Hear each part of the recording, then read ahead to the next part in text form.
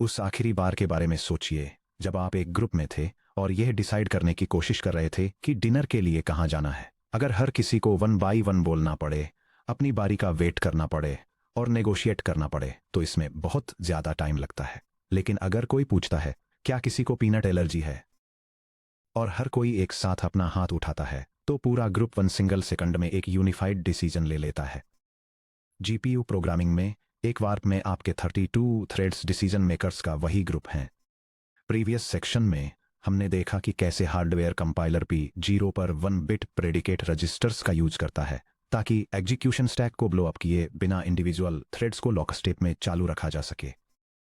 लेकिन प्रेडिकेशन फंडामेंटली एक पैसिव लेन बाय लेन मैकेनिज्म है। हर थ्रेड लेन अपने खुद के प्रेडिकेट बिट को इवेल्युएट करती है और जरूरत पड़ने पर अपने खुद के ALU राइट बैक्स को चुपचाप म्यूट कर देती है। क्या हो अगर आपके वार्प को कोड की एक लाइन को एग्जीक्यूट करने से पहले एक कलेक्टिव एक्टिव डिसीजन लेने की जरूरत हो? क्या हो अगर आप चाहते हैं कि सभी 32 लेन्स अपनी बूलियन कंडीशंस को एक साथ पूल करें, एक इंस्टेंटेनियस वोट डालें और एक यूनिफाइड सिंगल यूनिट के रूप में रिएक्ट करें?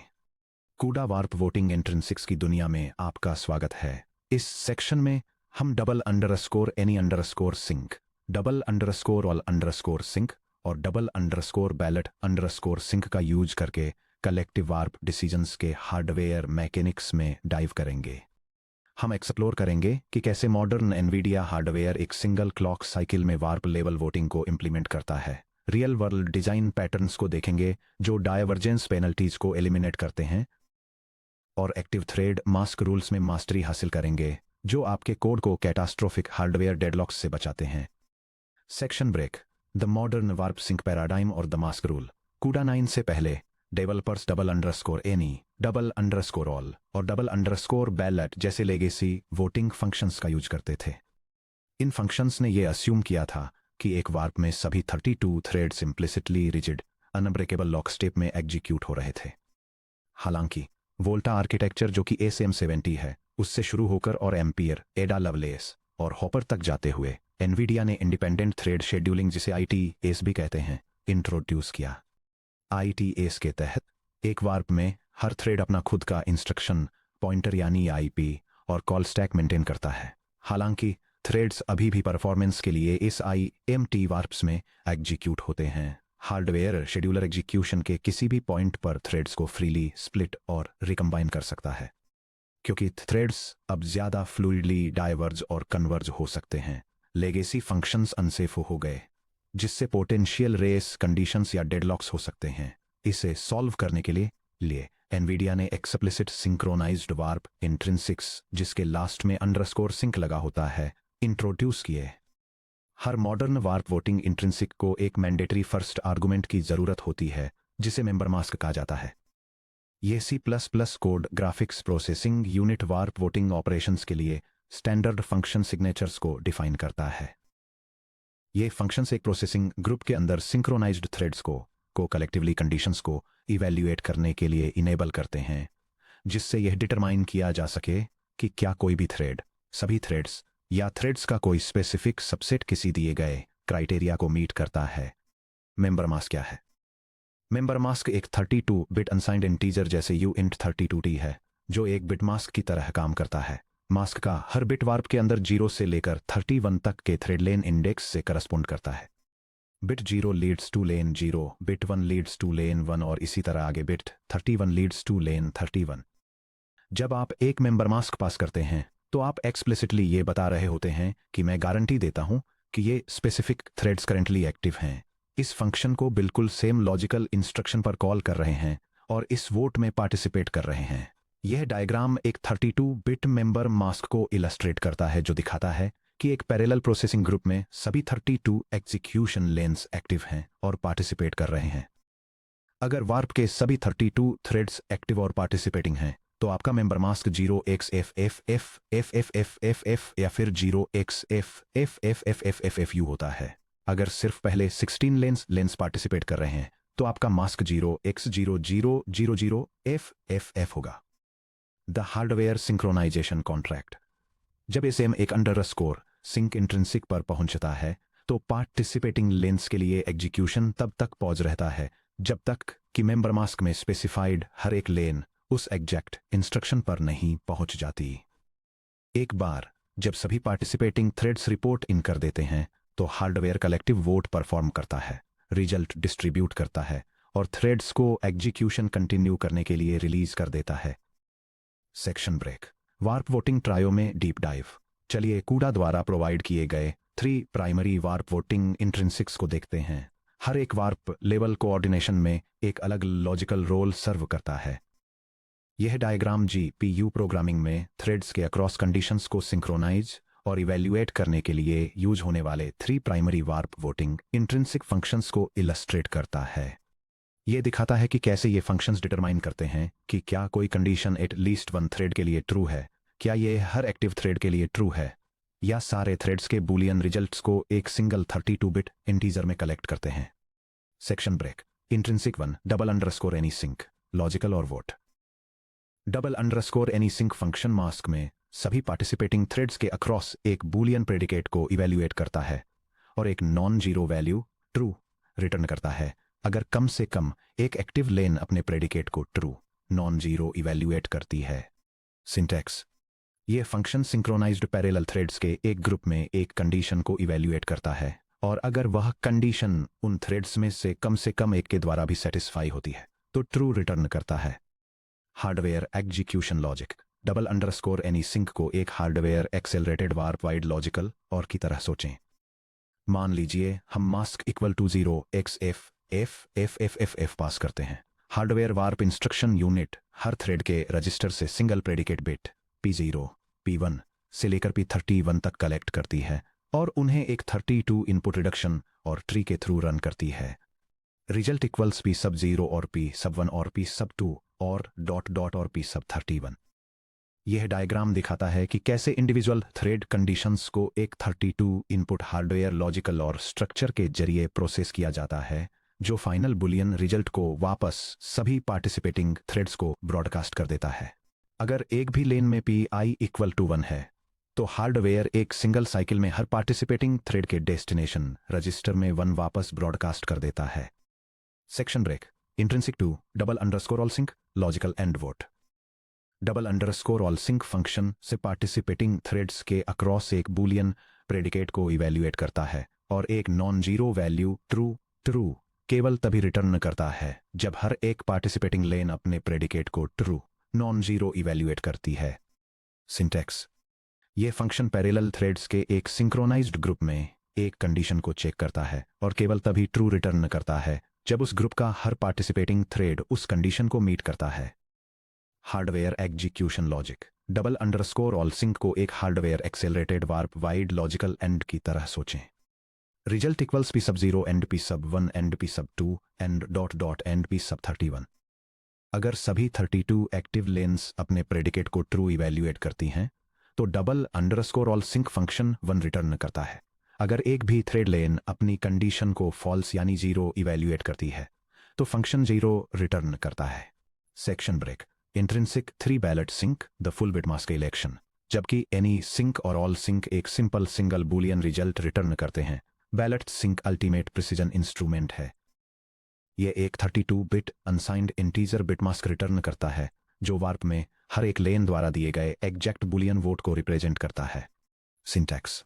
यह फंक्शन एक सिंक्रोनाइज्ड ग्रुप में हर थ्रेड के लिए एक कंडीशन को इवैल्यूएट करता है और एक कंबाइंड इंटीजर वैल्यू रिटर्न करता है जहां हर बिट एक स्पेसिफिक थ्रेड के बुलियन रिजल्ट को रिप्रेजेंट करता है। Hardware execution logic. रिटर्न किए गए 32 बिट इंटीजर में बिट I को 1 पर सेट किया जाता है सिर्फ और सिर्फ तब जब थ्रेड लेन I एक्टिव हो और मास्क में इंक्लूड हो और थ्रेड लेन I का प्रेडिकेट नॉन जीरो या ट्रू इवैल्यूएट हुआ हो।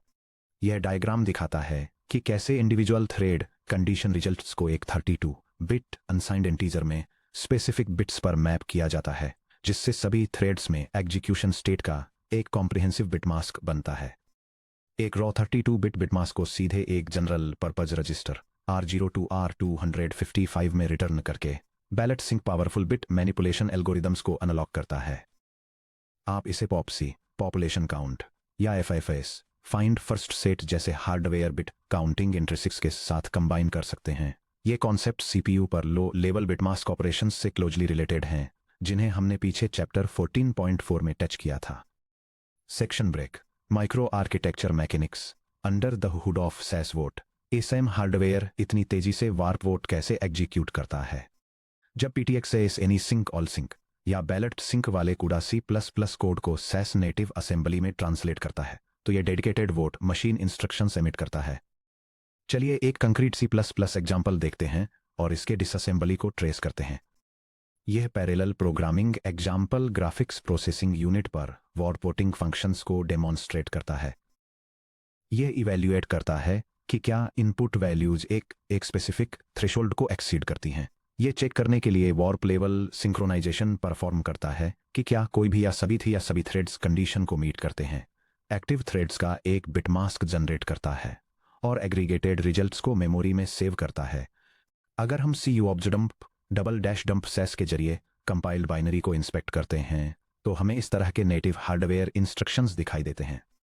ये low level GPU assembly sequence demonstrate करता है कि कैसे parallel threads warp voting operations का यूज करके कोऑर्डिनेट करते हैं और स्टेट शेयर करते हैं। लॉजिक पहले हर थ्रेड के लिए एक कंपैरिजन कंडीशन को इवैल्यूएट करता है और रिजल्ट को एक बूलियन फ्लैग की तरह सेव करता है। इसके बाद यह एक्टिव थ्रेड्स में 3 कलेक्टिव ऑपरेशंस परफॉर्म करता है, जैसे कि यह डिटरमाइन करना कि क्या कम से कम वन थ्रेड ने कंडीशन मीट की है, यह चेक करना कि क्या सभी थ्रेड्स ने कंडीशन मीट की है, और इंडिविजुअल थ्रेड फ्लैग्स को एक सिंगल बाइनरी मास्क में एग्रीगेट करना जो कलेक्टिव स्टेट को रिप्रेजेंट करता है। द हार्डवेयर वार्प बस और रिडक्शन ट्री एसएम के एग्जीक्यूशन यूनिट के अंदर थ्रेड लेन्स एक dedicated high speed warp crossbar बस से कनेक्टेड होते हैं। यह डायग्राम एक GPU स्ट्रीमिंग मल्टीप्रोसेसर के हार्डवेयर आर्किटेक्चर को इलस्ट्रेट करता है, जो दिखाता है कि कैसे 32 individual lens 1 bit predicate values को एक डेडिकेटेड वार्प रिडक्शन यूनिट में फीड करती हैं। रिडक्शन यूनिट इन प्रेडिकेट्स को लॉजिकल ऑपरेशंस जैसे कि OR, AND या बिटवाइज पैकिंग का यूज करके इवैल्यूएट करती है और फिर रिजल्टिंग 32 बिट वैल्यू को वापस पूरे वार्प में ब्रॉडकास्ट करती है। जब वोट एग्जीक्यूट होता है, सभी एक्टिव लेन्स अपने 1 बिट प्रेडिकेट स्टेट P0 को एक साथ वार्प रिडक्शन बस पर रखते हैं। एसएम की स्पेशलाइज्ड वार्प रिडक्शन यूनिट उन 32 बिट्स को fixed function combinational logic gates के जरिए पास करती है। स्केलर रिजल्ट यानी एक सिंगल बूलियन या एक पैक्ड 32 बिट वर्ड सभी पार्टिसिपेटिंग थ्रेड लेन्स को वापस ब्रॉडकास्ट कर दिया जाता है। पूरा ब्रॉडकास्ट रिडक्शन और राइट बैक सीक्वेंस एक सिंगल क्लॉक साइकिल में कंप्लीट हो जाता है। इससे वार्प वोटिंग शेयर्ड मेमोरी में फ्लैग्स लिखने, एटॉमिक ऑपरेशंस एग्जीक्यूट करने या थ्रेड ब्लॉक बैरियर्स जैसे डबल सिंक थ्रेड्स पर रिलाई करने की तुलना में काफी ज्यादा फास्ट हो जाती है। Section break architectural pattern 1 warp wide early exit short circuiting. अब जब आप जान गए हैं कि वोटिंग प्रिमिटिव्स कैसे काम करते हैं, तो चलिए देखते हैं कि रियल परफॉर्मेंस बॉटलनेक्स को सॉल्व करने के लिए उनका यूज कैसे किया जाए। सेक्शन 23.4 में हमने सीखा कि अगर एक वार्प में थ्रेड्स किसी हैवी इफ या एल्स ब्लॉक के अलग अलग ब्रांचेस लेते हैं, तो हार्डवेयर को SIMT स्टैक ब्रांचिंग SY या BRA का यूज करके पाथ्स को सीरियलाइज करना होगा। मान लीजिए एक compute kernel heavy matrix calculations या रे ट्रेसिंग कर रहा है, जहां एक एक्सपेंसिव प्रोसेसिंग स्टेप की जरूरत सिर्फ स्पेसिफिक सर्कमस्टेंसेस में ही होती है। ये GPU प्रोग्रामिंग एग्जाम्पल एक पैरेलल कर्नेल को डेमोन्स्ट्रेट करता है जो नंबर्स के एक एरे को प्रोसेस करता है। हर थ्रेड चेक करता है कि उसकी असाइन्ड वैल्यू नेगेटिव है या नहीं, और अगर ऐसा है तो रिजल्ट सेव करने से पहले एक लूप में कॉम्प्लेक्स ट्रिग्नोमेट्रिक और स्क्वायर रूट कैलकुलेशंस की एक सीरीज परफॉर्म करता है। यह डिजाइन ग्राफिक्स हार्डवेयर पर परफॉर्मेंस इनएफिशिएंसीज का कारण बन सकता है, क्योंकि सेम एग्जीक्यूशन ग्रुप के थ्रेड्स अपने डेटा के बेसिस पर अलग अलग पाथ्स लेने के लिए फोर्स होते हैं। यहाँ क्या गड़बड़ होती है? इमेजिन कीजिए एक ऐसा सिनेरियो जहाँ 95% वार्प्स ऐसे डेटा को प्रोसेस करते हैं जहाँ सभी 32 थ्रेड्स के लिए वैल इज ग्रेटर दैन और इक्वल टू 0.0 f है। उन वार्प्स में हर थ्रेड इवैल्यूएट करता है needs heavy math equal to hardware if block को पूरी तरह से स्किप करते हुए उसके ऊपर से ब्रांच कर जाता है ग्रेट। अब एक पार्शियली डाइवर्जेंट वार्प को इमेजिन कीजिए जहां 31 थ्रेड्स के लिए वैल इज ग्रेटर देन और इक्वल टू 0.0 f फॉल्स है, लेकिन वन सिंगल थ्रेड के लिए val is less than 0.0 f true है। क्योंकि वन थ्रेड को हैवी मैथ की जरूरत है, इसलिए एसएम हार्डवेयर को हैवी मैथ ब्लॉक एग्जीक्यूट करना ही होगा। वे 31 थ्रेड्स जो फॉल्स इवैल्यूएट हुए थे दर्जनों क्लॉक साइकिल्स तक पूरी तरह से आइडल बैठे रहते हैं जब तक कि वह सॉलिटरी लेन अपना लूप फिनिश नहीं कर लेती। अब क्या हो अगर हमें ऐसा डेटा सेट मिले जहां कभी कभार पूरे वार्प को हैवी मैथ की ज़रूरत हो, लेकिन ज़्यादातर समय किसी भी थ्रेड को इसकी ज़रूरत न हो। हम एक warp wide short circuit early exit create करने के लिए एनी सिंक का यूज कर सकते हैं। ये GPU kernel parallel programming concepts का यूज करके एक परफॉर्मेंस ऑप्टिमाइजेशन टेक्निक डेमोन्स्ट्रेट करता है। ये थ्रेड्स के एक ग्रुप में, जिसे वार्प कहते हैं, एक कंडीशन को इवैल्यूएट करता है ताकि कलेक्टिवली यह डिसाइड किया जा सके कि क्या एक हैवी मैथमेटिकल लूप को एग्जीक्यूट करना है। ये चेक करके कि क्या ग्रुप में किसी भी थ्रेड को कंप्यूटेशन की ज़रूरत है। पूरा ग्रुप एक साथ एक्सपेंसिव कैलकुलेशंस को स्किप कर सकता है अगर उनमें से किसी को भी इसकी ज़रूरत नहीं है। इससे एग्जीक्यूशन टाइम कम होता है और पैरेलल हार्डवेयर में ब्रांच डायवर्जेंस का इम्पैक्ट मिनिमाइज होता है। यह डिज़ाइन पैटर्न इतना पावरफुल क्यों है? स्किपिंग के समय जीरो ब्रांच सेटअप ओवरहेड। अगर सभी 32 थ्रेड्स लोकल नीड्स मैथ को फॉल्स इवैल्यूएट करते हैं तो कोई भी सिंक सभी लेन्स को एक साथ फॉल्स रिटर्न करता है। वार्प इवैल्यूएट करता है कि क्या warp needs math uniformly false है और बिना internal SIMT execution stack frames setup किए तुरंत पूरे ब्लॉक को स्किप कर देता है। Deterministic control flow. Warp boundary पर कंडीशंस को एग्रीगेट करके आप वार्प लेवल राउटिंग डिसीजंस को लेन लेवल वर्क असाइनमेंट से क्लीनली डीकपल कर देते हैं। Section break. Architectural pattern 2 ballot sync के साथ कॉम्पैक्ट वार्प क्यूज। आइए एक ज़्यादा एडवांस्ड सॉफ्टवेयर इंजीनियरिंग पैटर्न को देखते हैं। एटॉमिक ऑपरेशंस के बिना वार्प वाइड वर्क डिस्ट्रीब्यूशन। मान लीजिए कि आप एक डेटा फिल्टरिंग करने लिख रहे हैं, for example streaming outlier detection या बाउंडिंग बॉक्स क्लिपिंग। हर थ्रेड एक एलिमेंट को चेक करता है। अगर एलिमेंट फिल्टर टेस्ट पास कर लेता है तो इसे एक ग्लोबल आउटपुट एरे में अपेंड किया जाना चाहिए। नई अप्रोच, ग्लोबल एटॉमिक कंटेंशन। इसे इंप्लीमेंट करने का ट्रेडिशनल तरीका global atomic additions atomic add का यूज करता है, जैसा कि चैप्टर 14.4 में पहले डिस्कस किया गया है। यह जीपीयू पैरेलल प्रोग्रामिंग एग्जाम्पल एक बेसिक फिल्टरिंग ऑपरेशन को डेमोन्स्ट्रेट करता है। हर थ्रेड इनपुट लिस्ट से एक एलिमेंट को चेक करता है। अगर एलिमेंट 50 से ग्रेटर होने की कंडीशन को मीट करता है तो थ्रेड आउटपुट लिस्ट में एक यूनिक पोजीशन सिक्योर करने के लिए एक ग्लोबल एटॉमिक इंक्रीमेंट परफॉर्म करता है और वैल्यू को वहां राइट करता है। अगर 1000 थ्रेड्स एक साथ टेस्ट पास करते हैं तो वे सभी एटॉमिक एड ग्लोबल काउंट 1 पर सीरियलाइज हो जाएंगे। Memory controller atomic lock contentions की वजह से हैवीली बॉटलनेक हो जाता है। आर्किटेक्ट सॉल्यूशन बैलेट सिंक का यूज करते हुए वार्प कोलेस्ट क्यूज। हम एक वार्प में सभी पास होने वाले थ्रेड्स को एग्रीगेट करने, लोकली उनकी आउटपुट पोजीशंस कैलकुलेट करने और हर थ्रेड के लिए एक के बजाय पर वार्प केवल एक सिंगल एटॉमिक एड इशू करने के लिए बैलेट सिंक और हार्डवेयर बिटवाइज काउंटिंग इंट्रिंसिक्स का यूज कर सकते हैं। आइए देखें कि यह हाई परफॉर्मेंस पैटर्न कैसे स्ट्रक्चर्ड है। यह क्यूडा प्रोग्रामिंग एग्जाम्पल एक ऑप्टिमाइज्ड फिल्टरिंग ऑपरेशन को डेमोन्स्ट्रेट करता है जो एक इनपुट एरे से 50 से बड़े एलिमेंट्स को एक्सट्रैक्ट करता है। यह प्रोसेस मेमोरी कंटेंशन को कम करने के लिए वार्प लेवल कोऑपरेटिव फंक्शंस का यूज करता है। एक वार्प के अंदर के थ्रेड्स मिलकर यह डिसाइड करते हैं कि कौन से एलिमेंट्स फिल्टर को पास करते हैं, उनकी रिलेटिव पोजीशंस कैलकुलेट करते हैं और ग्लोबल मेमोरी में स्पेस एलोकेट करने के लिए पर वार्प एक सिंगल एटॉमिक ऑपरेशन परफॉर्म करते हैं। इसके बाद एलोकेटेड बेस एड्रेस को वार्प के सभी थ्रेड्स के बीच शेयर किया जाता है, जिससे वे अपने रिजल्ट्स को एक कोलेस्ड और हाई परफॉर्मेंस तरीके से आउटपुट एरे में राइट कर सकें। आइए इस मैजिक को स्टेप बाय स्टेप ट्रेस करें। मान लीजिए कि एक वार्प में लेंस 1, 3 और 7 फिल्टर पास करते हैं, यानी is valid equal to true है, जबकि बाकी सभी 29 लेंस फेल हो जाते हैं, यानी is valid equal to false है।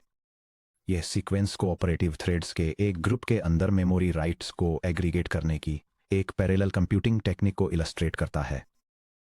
यह दिखाता है कि कैसे थ्रेड्स आइडेंटिफाई करते हैं कि उनमें से कौन से एक स्पेसिफिक कंडीशन को मीट करते हैं, उन एक्टिव थ्रेड्स के लिए यूनिक ऑफसेट पोजीशंस कैलकुलेट करते हैं, एक single global memory allocation perform करने के लिए एक सिंगल लीडर इलेक्ट करते हैं और फिर अपने डेटा को कंसिक्यूटिव मेमोरी लोकेशंस पर राइट करते हैं।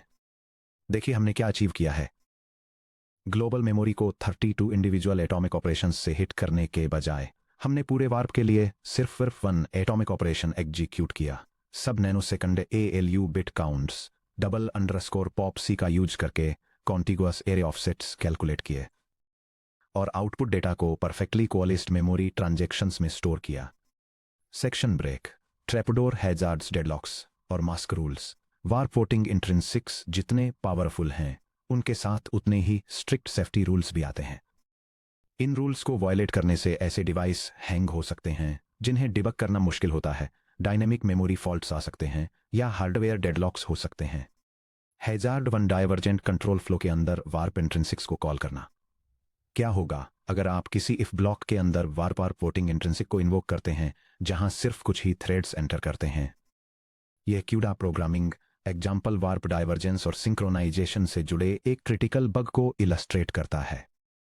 यह दिखाता है कि कैसे एक कंडीशनल ब्रांच के अंदर जहां सिर्फ कुछ थ्रेड्स एक्टिव हैं, फुल थ्रेड मास्क के साथ वार्प लेवल सिंक्रोनाइजेशन फंक्शन को एग्जीक्यूट करने से डेडलॉक हो सकता है, क्योंकि हार्डवेयर इनएक्टिव थ्रेड्स के सिंक्रोनाइजेशन पॉइंट तक पहुंचने का वेट करता है। यह फेल क्यों होता है? आपने मेंबर मास्क के रूप में 0xFFFFFFF पास किया, जिससे ASM हार्डवेयर को यह इंस्ट्रक्शन मिला कि इस double underscore any sync instruction तक पहुंचने के लिए सभी 32 थ्रेड्स का वेट करें। हालांकि वे थ्रेड्स जहां TID पलटा 0.0F से लेस देन या इक्वल टू है, वे इफ ब्लॉक के बाहर ब्रांच हो गए, वे उस double underscore any sync instruction तक कभी नहीं पहुंच पाएंगे। Hardware execution scheduler active threads को पॉज कर देता है और इनएक्टिव थ्रेड्स के आने का हमेशा के लिए वेट करता रहता है। Result instant GPU hardware deadlock. आपका कूडा कर्नल हमेशा के लिए हैंग हो जाता है और launch failure time out trigger करता है। मास्क मिसमैच डेडलॉक्स को कैसे फिक्स करें? डाइवर्जेंट कंट्रोल फ्लो के अंदर एग्जीक्यूट करते समय सेफ वार्प सिंक कोड लिखने के 2 प्राइमरी तरीके हैं।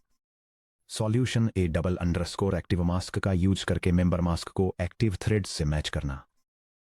कूडा एक स्पेशल इंट्रिंसिक फंक्शन प्रोवाइड करता है जिसे डबल अंडरस्कोर एक्टिव मास्क कहा जाता है, जो हार्डवेयर एग्जीक्यूशन मास्क को क्वेरी करता है और उस एग्जैक्ट इंस्ट्रक्शन पॉइंट पर करेंटली सभी लेंस का बिट मास्क रिटर्न करता है। यह पैरेलल कंप्यूटिंग एग्जाम्पल दिखाता है कि कैसे एक ग्राफिक्स प्रोसेसिंग यूनिट पर डाइवर्जेंट एग्जीक्यूशन ब्रांच के अंदर safely warp level voting perform की जाती है। यह थ्रेड पोजीशन कैलकुलेट करता है, एक कंडीशनल चेक में एंटर करता है, वार्प में करेंटली एक्टिव थ्रेड्स के मास्क को डायनामिकली रिट्रीव करता है और फिर मेमोरी में फाइनल डिसीजन राइट करने से पहले उस एक्टिव मास्क का यूज करके एक सिंक्रोनाइज्ड वोटिंग ऑपरेशन एग्जीक्यूट करता है। सॉल्यूशन भी वार्प सिंक को डाइवर्जेंट ब्रांच से बाहर निकालना। जब भी पॉसिबल हो अपने कोड को रिफैक्टर करें ताकि ब्रांचेस के डाइवर्ज होने से पहले वार्प लेवल वोटिंग हो सके। ये GPU programming example parallel threads में वार्प लेवल वोटिंग परफॉर्म करने का एक सेफ तरीका डेमोन्स्ट्रेट करता है। जब सभी अभी भी एक्टिव हों, उसी दौरान कंडीशंस को इवैल्यूएट करके और सिंक्रोनाइजेशन वोट को एग्जीक्यूट करके ये कंडीशनल ब्रांचिंग से होने वाले इश्यूज को अवॉइड करता है। ये चेक करता है कि क्या ग्रुप में कोई भी थ्रेड स्पेसिफिक क्राइटेरिया को मीट करता है और फिर उस कलेक्टिव वोट के बेसिस पर सिलेक्टेड थ्रेड्स के लिए आउटपुट एरे को अपडेट करता है। सेक्शन ब्रेक, वार्प वोटिंग इंट्रिंसिक्स का समरी कंपैरिजन आपके मेंटल मॉडल को सॉलिड बनाने में हेल्प करने के लिए यहां एक ब्रेकडाउन दिया गया है कि 3 वोटिंग प्रिमिटिव्स आपस में कैसे कंपेयर होते हैं। यह टेबल क्यूडा वार्प वोटिंग इंट्रिंसिक्स को कंपेयर करती है और उनके return types, logical equivalents, hardware operations और प्राइमरी यूज केसेस को डिटेल में बताती है। First, double underscore any underscore sinc function जिसमें मास्क और प्रेडिकेट पैरामीटर्स होते हैं, वह एक इंटीजर रिटर्न करता है जो एक बुलियन 0 या 1 को रिप्रेजेंट करता है। यह एक वार्प वार लॉजिकल इक्विवेलेंट की तरह काम करता है जिसे हार्डवेयर में 32 बिट और रिडक्शन ट्री के जरिए एग्जीक्यूट किया जाता है। इसका primary user case warp execution को शॉर्ट सर्किट करना और हैवी ब्लॉक्स से अर्ली एग्जिट्स को इनेबल करना है। Second, double underscore all underscore sinc function जिसमें मास्क और प्रेडिकेट पैरामीटर्स होते हैं, वह भी एक इंटीजर रिटर्न करता है जो एक बुलियन 0 या 1 को रिप्रेजेंट करता है। यह एक warp wide and logical equivalent की तरह काम करता है जो सभी थ्रेड्स में यूनिफॉर्म कंडीशंस को वेरीफाई करने और कन्वर्जेंस को चेक करने के लिए हार्डवेयर में 32 बिट एंड रिडक्शन ट्री का यूज करता है। Finally, double underscore ballot underscore sinc function जिसमें मास्क और प्रेडिकेट पैरामीटर्स होते हैं, वह एक अनसाइंड इंटीजर रिटर्न करता है जो एक 32 बिट बिटमास्क को रिप्रेजेंट करता है। ये एक बिट पैकिंग इलेक्शन की तरह काम करता है जो हार्डवेयर बिटपैक 2 रजिस्टर ऑपरेशन से मैप होता है। इसका primary user warp work queues बनाने, डेटा को फिल्टर करने और double underscore pop C function का यूजर करके रिलेटिव लेन ऑफसेट्स को कंप्यूट करने के लिए किया जाता है। Section break. Collective intelligence achieve हो गई है। इस सेक्शन में हमने अपना पर्सपेक्टिव इंडिविजुअल आइसोलेटेड थ्रेड्स से कलेक्टिव वार्प इंटेलिजेंस पर शिफ्ट कर दिया है। आपने देखा है कि कैसे कोई भी एनी सिंक पूरे वार्प में हैवी कंप्यूटेशन ब्लॉक्स को शॉर्ट सर्किट कर सकता है, कैसे all sync warp wide execution invariants को वेरीफाई करता है, और कैसे ballot sync hardware bit manipulation primitives popc और एफआईएफएस के साथ पेयर होकर ग्लोबल एटॉमिक बॉटलनेक्स को हिट किए बिना वर्क क्यूज को कंप्रेस करता है। हालांकि वार्प वोटिंग थ्रेड्स के बीच केवल बुलियन डिसीजंस यानी वन प्लेट फ्लैग्स ही पास करती है। क्या हो अगर थ्रेड 0 के लोकल रजिस्टर R4 में एक full 30 bit floating point calculation result पड़ा हो और थ्रेड 15 को उस वैल्यू की जरूरत हो। हिस्टोरिकली थ्रेड्स को वैल्यूज को शेयर्ड मेमोरी यानी अंडरस्कोर शेयर्ड अंडरस्कोर में राइट करना पड़ता था। अंडरस्कोर सिंक थ्रेड्स कॉल करना पड़ता था और उन्हें वापस रीड करना पड़ता था। लेकिन मॉडर्न कूडा आर्किटेक्चर्स में वार्प्स बिना शेयर्ड मेमोरी को छुए एक सिंगल क्लॉक साइकिल में सीधे लेंस के पार पूरे रजिस्टर्स को एक्सचेंज कर सकते हैं। अगले section 23.6 warp functions exchanging data between threads without shared memory shuffle sync में हम कूडा के high speed register shuffle primitives को एक्सप्लोर करेंगे और direct lane to lane data exchange में मास्टर बनेंगे।